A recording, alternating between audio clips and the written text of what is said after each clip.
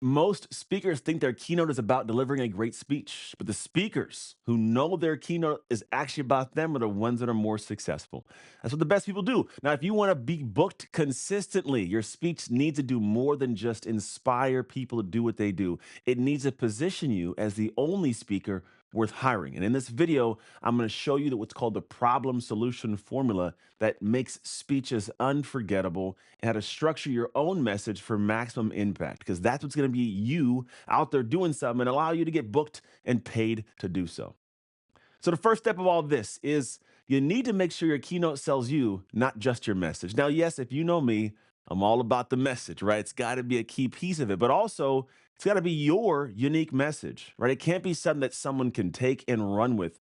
You must have a story or process tied to it. The difference between a great speech and a good speech is the background tied to the person delivering it that has a solid message, right? So, great message, right? That's just delivered by somebody random. It's like, it's okay. Like, think, for example, if you heard me, not a famous basketball player, telling you a speech and a story about basketball and how great it is.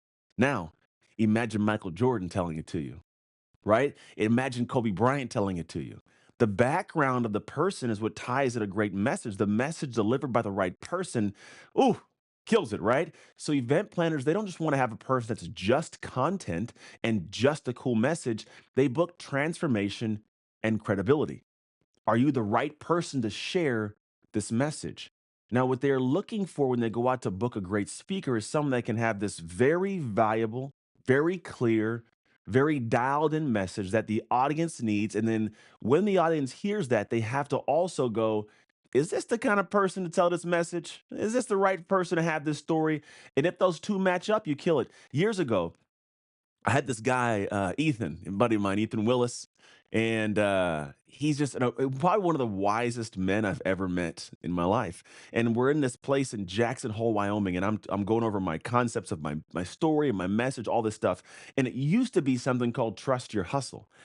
And I'm talking through it, and then Ethan, in the middle of me talking, I'm like around a bunch of people. Let's say the businesses around me were easily $100 million annually in businesses of the people I'm sitting with. And he goes, I don't like it. And I don't, what do you mean you don't like it? This is my thing. And my heart hurt. And I go, Ethan, what's going on? What do you mean you don't like it? He goes, well, there's a message and a messenger. Now, the messenger is the person that has the charisma, the background. They have the ability to be a great orator.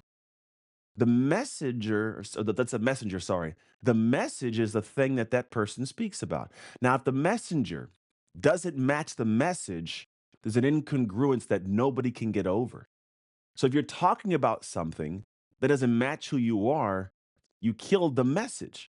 And if you're a person that has as a messenger something great, there's no message, the messenger looks like they're an idiot. That's why I say if you put a king in a circus, the king does not make this a kingdom. The king just looks like a clown. So the wrong message with the right person again butchers it. The goal is to say, can I have a powerful message and be of credibility and lock it all in? So you've got to focus on that.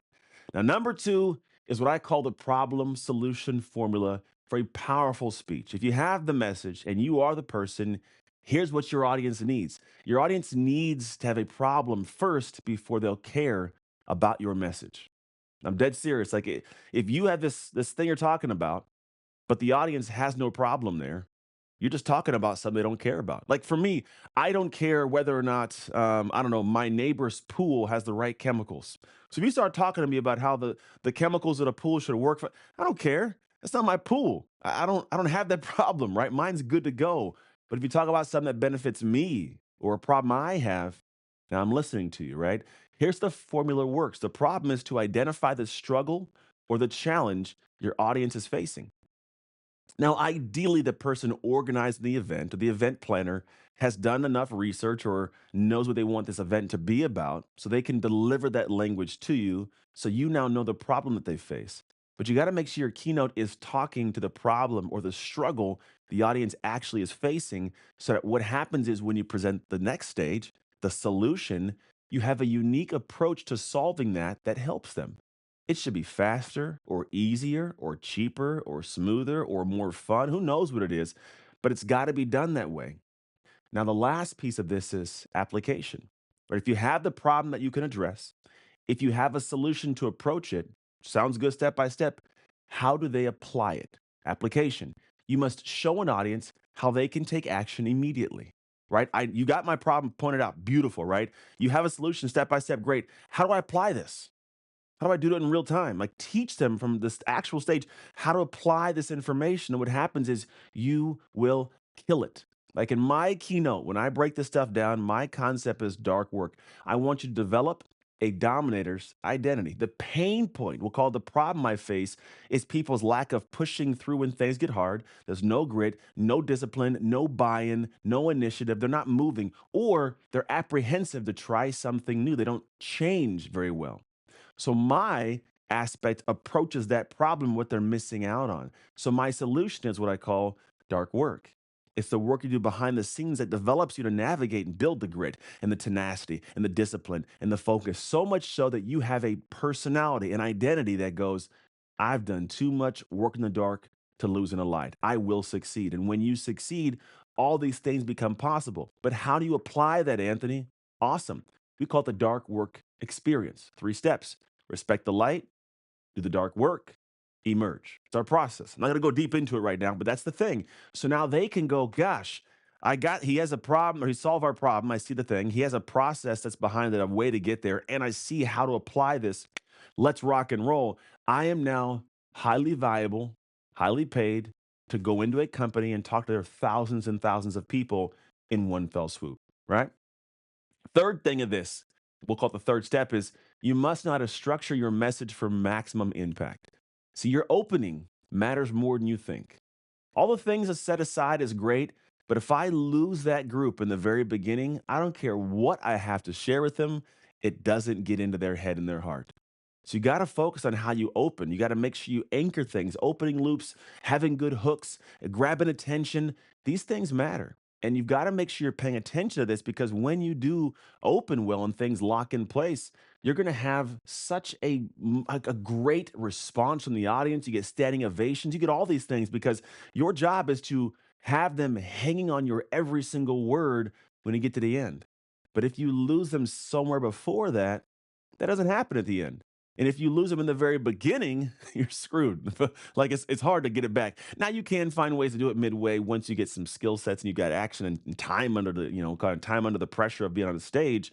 But I'm telling you, when you start a speech or start a keynote, opening is the most critical piece. You got to make sure you grab attention early. Now, I want to make sure it's as clear you understand this. It's kind of, we'll call it cycle this back around, is your keynote is not just a speech. It's your sales pitch for why you, of all people, are the speaker that they actually need and nobody else. And if you're serious about refining your message and getting booked more, I want you to drop a comment below this video with your biggest keynote challenge you're facing right this moment. And I'll personally respond with some tips or ideas to solve that for you. And do not forget to hit the subscribe button, because I give a ton more content consistently to allow you to build not just an amazing speech, but an amazing speaking business. All right, that's it. I'll see you in the next video.